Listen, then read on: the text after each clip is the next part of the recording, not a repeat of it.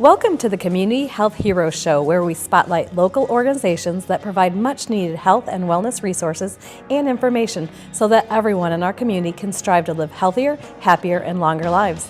I'm Dr. Penny Walker, Senior Medical Director for United Healthcare Southeast Region. Thank you for joining us.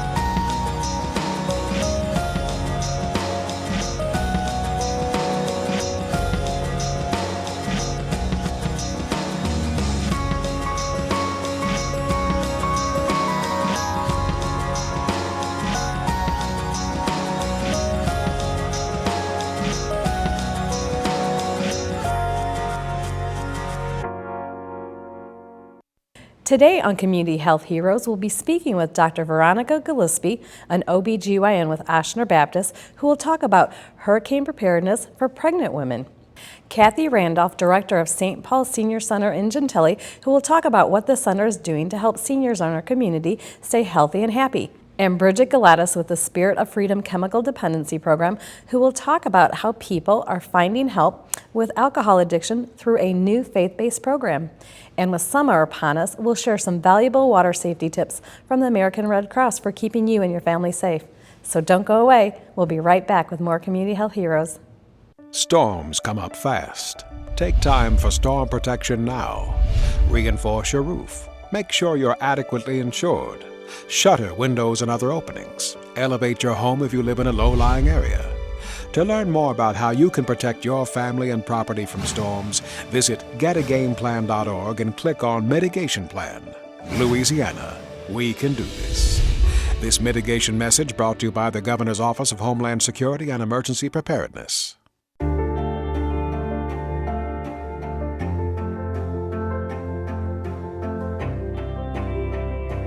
Body language can tell you all sorts of things.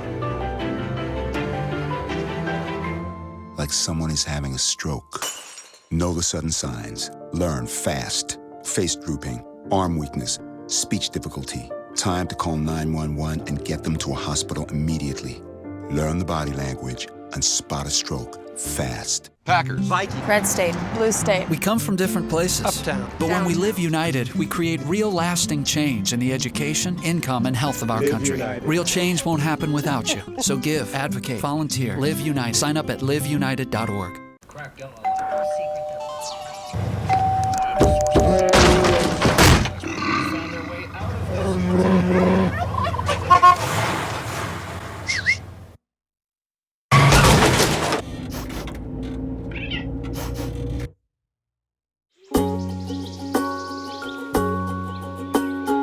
Getting closer to nature can get you closer to your family. Go to discovertheforest.org. Hurricane season begins June 1st and ends November 30th. While NOAA predicts a mild season for 2014, New Orleanians understand the importance of being prepared for hurricanes of all strengths. Whether it's a Category 1 rainmaker or one that dictates we evacuate, the message is always be prepared. Joining us today to talk about what pregnant women should do in case of an evacuation is Dr. Veronica Gillespie, board-certified obstetrician and gynecologist at Ochsner Baptist. Thank you for joining us today, Doctor. So we're going to be talking about hurricane preparedness, especially as you're expecting. What advice could you give to any of our audience that possibly could be expecting with the hurricane season coming up? Yeah, that's definitely, I think it's a good thing that we're talking about it now before hurricane season starts. It definitely creates a lot of trepidation in expecting moms. There are a few big things that we like moms to know. One is to be aware of the signs and the symptoms of preterm labor.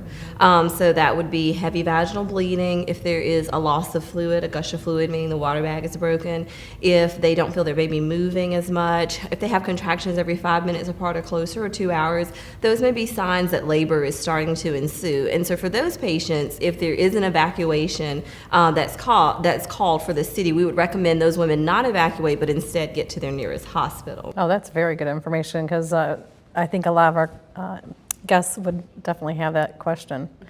Absolutely. So if you have any signs of preterm labor and there's an evacuation, really get to the nearest hospital. Correct.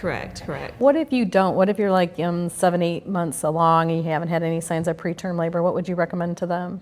So one of the things I recommend to my patients, and one of the things that we definitely do for our patients at Ochsner, is for those women that are pregnant during hurricane season, they should have a copy of their medical records.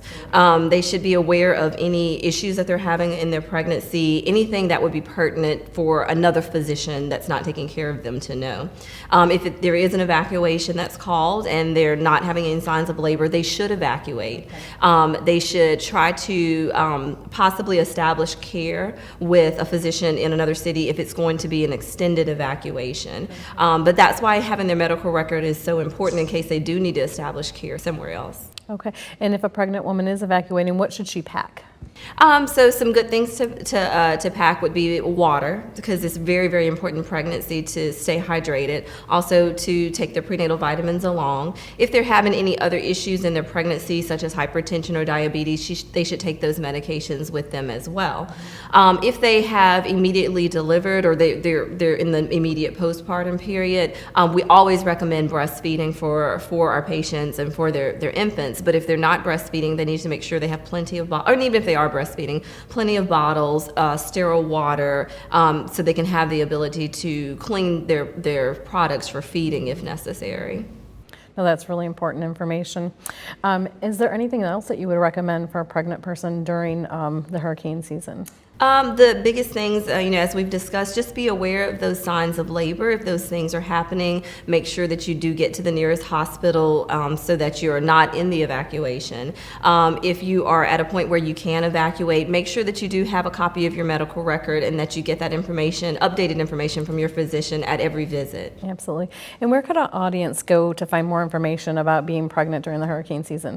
We do have some information on our website at Ochsner. Also, through the American College of Obstetricians and Gynecologists, there is a committee opinion that actually I authored on perspectives on disaster planning for pregnant women.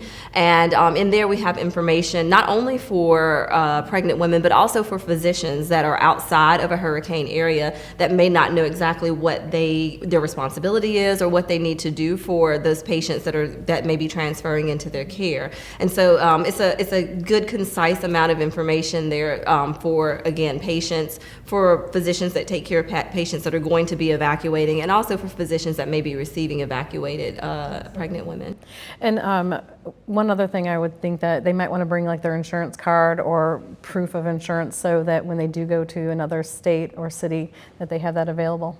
That is definitely a good point, a good idea. Any type of documents as far as Social Security card, insurance card, birth certificates, if you have other children, also having that information available for them as well.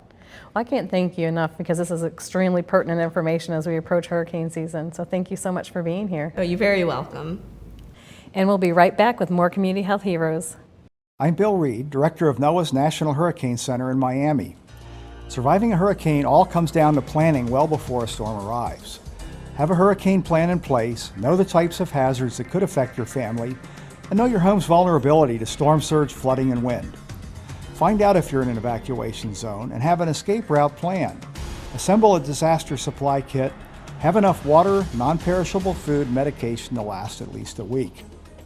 When a watch is issued, the onset of tropical storm force winds are possible within 48 hours. Check your disaster supply kit to make sure nothing is missing. Activate your hurricane plan.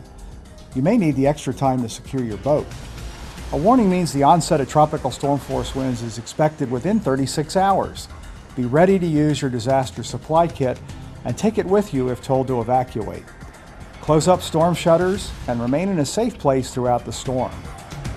When the storm is over, don't be a sightseer. If you do venture outdoors, watch out for flooded roads and downed power lines. Wait until an area is declared safe before entering. Be prepared this hurricane season. For more information, visit our website at hurricanes.gov. Sometimes life throws you something unexpected, but the Breeze Dream Foundation and United Way are giving both individuals and businesses a chance to help folks in our region. You can be the one to help those in need, weather their personal storms, both large and small. You can be the one to help others rebuild their lives and get back in the game. Because when you give, amazing things happen.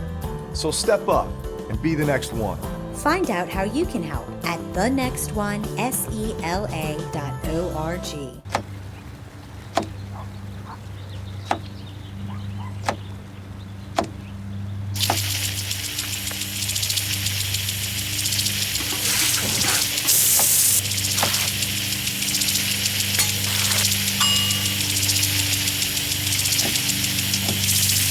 Clean kitchen surfaces, utensils, and hands with soapy water. 1 in 6 Americans will get sick from food poisoning this year. Keep your family safer. Check your steps at foodsafety.gov. The United Health Foundation recently released its 2014 America's Health Rankings Senior Edition, highlighting Louisiana's strengths and challenges when it comes to the health of our state seniors. With Louisiana ranking 49th this year for senior health, we were 48th last year, the services that organizations like St. Paul's Senior Center provides will go a long way in helping us overcome the challenges that our Louisiana seniors face. Join us today to tell us how one senior center is making a difference in the lives of our seniors in our community is Kathy Randolph, Senior Director of the St. Paul Senior Center. Kathy, thank you so much for joining us today. Can you tell me about St. Paul Senior Center? Well, thanks for having me on the show. My name is Kathy Randolph. I'm a Senior Director at St. Paul's Senior Center. We're located at 1509 Fillmore Avenue. The Senior Center is a place where seniors come to get active and be very well engaged. We have a program called Purposeful Living, and it is a program where seniors get involved. Seniors are getting involved in outreach activities. Seniors have adopted a program, a nursing program, where they go in and they provide arts and crafts to seniors who are in a residential facility who are no longer able to get out in the community. They also have partnered with a homeless program where they prepare cookies, prepare sandwiches to feed to the homeless. And even on site at the center, the seniors are very active. They participate by cooking and serving the food for lunch, and even plan special event activities. Seniors are very involved at our center, and the center is a place that they call a home away from home. They even clean up the center. Oh, that's very nice. Yes, they clean up the center, and they're even going to participate in a church event at an Episcopal church event that's coming up. They're going to prepare 400 cookies. Oh my gosh, that's a lot to of cookies. give out to a block party. Aw. So our seniors are very engaged and very active. So Kathy, I understand you had a recent dedication. Yes, we did. We had a dedication on May 6th, Give NOLA Day. And we had quite a few seniors that attended, and we were excited to have this event. So it sounds like you have cooking facilities right there at St. Paul's? Yes, we do. We have a homely kitchen. Our place is a homely place. We have a back porch, we have a deck, and the seniors can feel free to visit these areas at any time. We try to make it very homely for them. So besides being able to cook, it sounds like a lot of cooking is going on. What other services do you provide for seniors?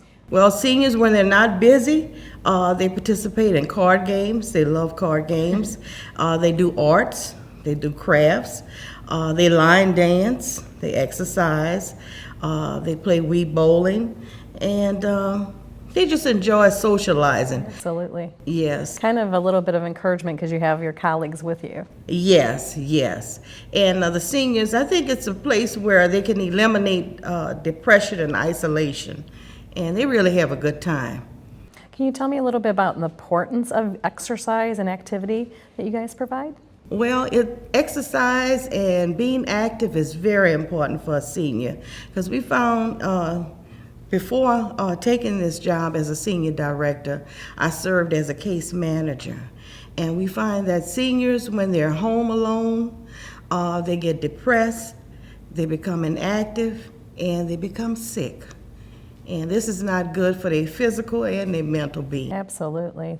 So you provide a nice place for seniors to gather. Yes, we do. So Kathy, if our audience wanted to know more information about St. Paul's, where would they go for that? Actually, they can call our office and ask for me, Kathy Randolph, and our number is 644-4125, or they can email me at crandolph@stpauls-lakeview.org. Okay, that's really important information. And how many seniors do you see every day, and are you thinking about expanding? Well, at this time, we are open on Mondays and Wednesdays, and from 9 a.m. to 2.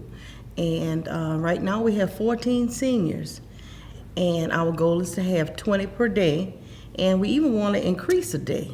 So maybe 3 days a week? Yes, yes. We have a partner, People's Health. They sponsor 20 seniors to attend the center 3 days a week, 20 at 20. Well, that's great information. So you could change the lives of 20 seniors a day. Yes, yes. With the senior population doubling in size in the next 25 years, we can't thank you enough for this valuable senior information. Well, thanks for having me. And if you would like more information about the health of our Louisiana seniors, you can find the United Health Foundation's America Health Rankings Senior Report online at americashealthrankings.org/senior. Stay tuned and we'll be right back with more Community Health Heroes. NFC, AFC, offensive linemen, defensive tackles, quarterbacks, and cornerbacks are all working with United Way for a million little reasons. The kids of our communities, to ensure their academic success all the way to graduation day. You see, it takes about 12 years to create a graduate, but it takes the same time to create a dropout. And the difference between a kid becoming one or the other could be a professional athlete, or it could be you. Studies showed the earlier we get to kids, the better their chances. So become a United Way volunteer reader, tutor, or mentor, and make a difference in the life of a child, for the life of that child. Give. Advocate. Volunteer. Live United. Join your favorite NFL players. Take the pledge. Go to unitedway.org.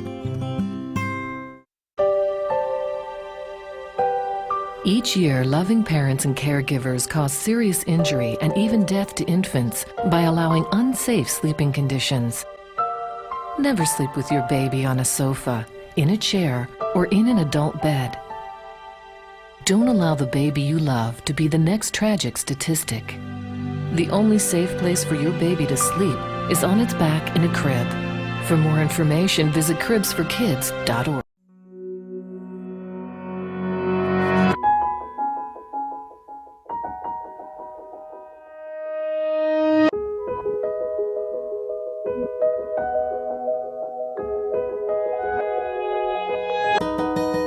For those dealing with the daily struggles of caring for a loved one, we hear you. That's why AARP created a community with experts and other caregivers to help us better care for ourselves and the ones we love. Many people in our community are struggling with different types of addictions, but what is the solution? Joining us today to talk about a local faith-based program that is helping members of the community overcome their chemical dependencies is Bridget Galatis, a volunteer with the Spirit of Freedom program. Thank you for joining us on the show today, Bridget. Can you tell me about the Spirit of Freedom program? Absolutely. Well, first, thank you so much for having us here today. We're so excited to be able to talk about the program. And Spirit of Freedom has been in operation for 36 years now. So it started in the 1980s with Reverend Fred Hyde, and he had a background of being an alcoholic and really got his life turned around, and then started just sharing with people his story and letting them know kind of the ways that he became a productive citizen and really turned his life around. So we've been in the ministry now for 36 years, and we continue to be able to work with people throughout North America, so throughout the United States and into Canada as well. So we've been very successful with the program in terms of getting folks involved and getting their lives turned around and getting them, out of the chemical dependency lifestyle. Can you tell me a little bit more about what the program entails? Sure. Well, there's a couple of things that we do. So the main program that we've been using for the last, I guess, about 15 years now is called the Christian Intervention Program, and it's a life skills program. It's 20 lessons, and we go around the country, and we've got about 400 programs in place right now, and it's offered through community organizations, and we work with the court systems. And as people come in with drug or alcohol offenses or have issues that they need to seek some sort of counseling or they need some sort of program, it's offered as an option for them to come and take the 20-lesson course and really get the life skills that they need to become productive citizens again. So do you ever have a problem with the separation of church versus state when you're enrolling your members? Well, it is something that we've addressed, and the way that we handle it with judges, DAs, court systems is, that we understand the Establishment Clause, and that, as a government entity, you can't force someone to take something that's faith-based, but at the same time, there is the opportunity for people to be able to choose.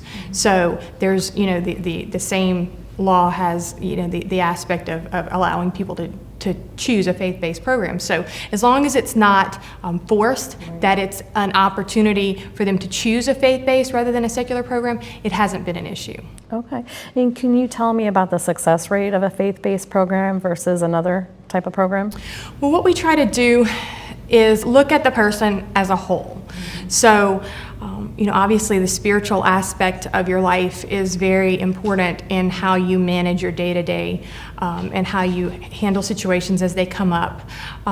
So we try to teach people life skills and then also really focus on that spiritual side, getting them involved in a community, a church, organization, some things where they can feel included and really focus on the spiritual side of their life as well, and not just focus on, there's obviously the biological side of addiction and all of that, but there also is the spiritual side, and we feel that if we address all of those pieces, that people have the best opportunity for success. Absolutely.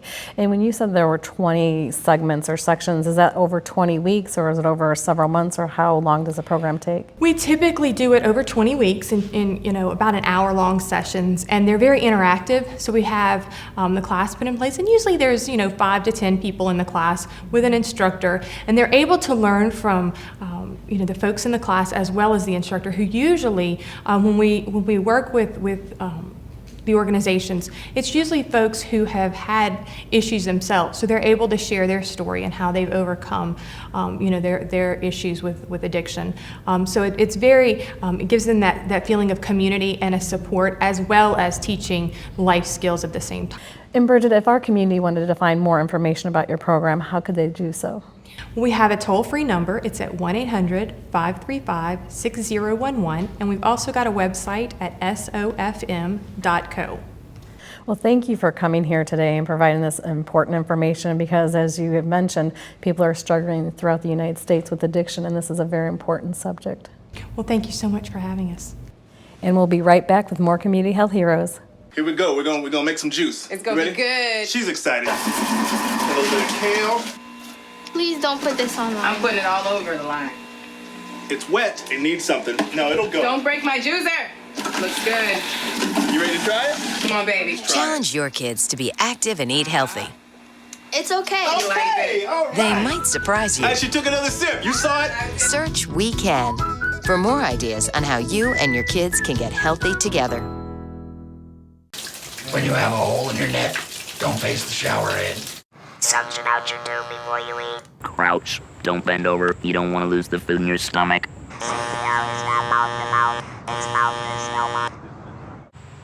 Don't use spray paint. Be very careful shaving.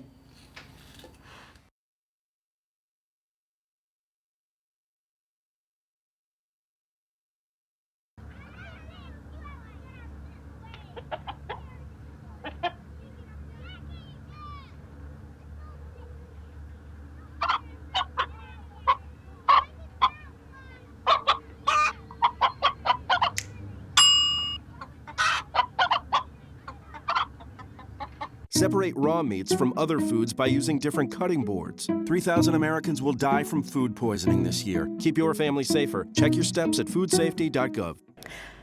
As the summer approaches and families head for the pool, the beach, or the boat, we'd like to take this time to offer some helpful tips from the American Red Cross Association regarding water safety. Swim in designated areas supervised by lifeguards. Always swim with a buddy. If you go boating, wear that life jacket. Install and use barriers around your home pool or hot tub. Actively supervise children whenever they're around the water. Always stay within arm's reach of young children and avoid distractions. Reach or throw aid to distressed swimmers. Don't go in. Keep toys not in use away from the pool and out of sight. Be water safe this summer, and we'll be right back with more Community Health Heroes. 2 outs with a runner on first base. Now the big guy comes up to bat, hitting .342 with 92 RBIs and 36 homers. First pitch is out, he's back in the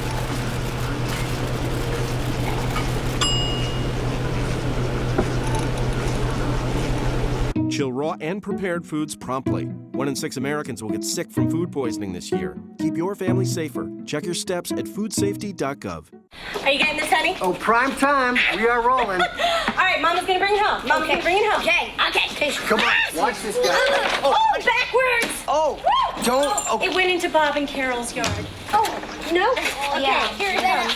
Oh, no! Challenge your kids to be active and eat healthy. All right, let's see what you can do. Let's go. They might surprise you. Let's go.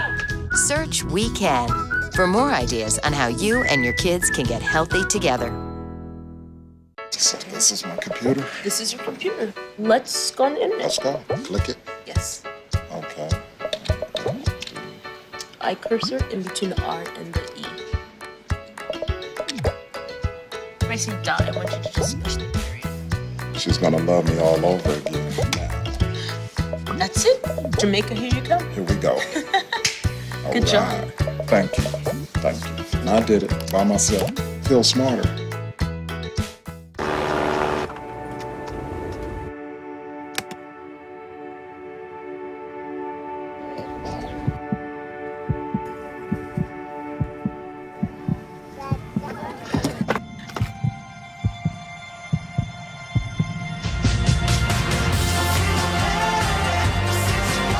This song was created with heartbeats of children in need. Find out how it can help frontline health workers bring hope to millions of children at everybeatmatters.org. Thank you so much for joining us. If you would like to suggest a health topic or send us information on your health organization's events, please visit our Facebook page or email us at communityhealthheroes@gmail.com. We hope that the information we provided today will help you and your family live healthier and happier lives. I'm Dr. Penny Walker, and I'll see you next time on Community Health Heroes.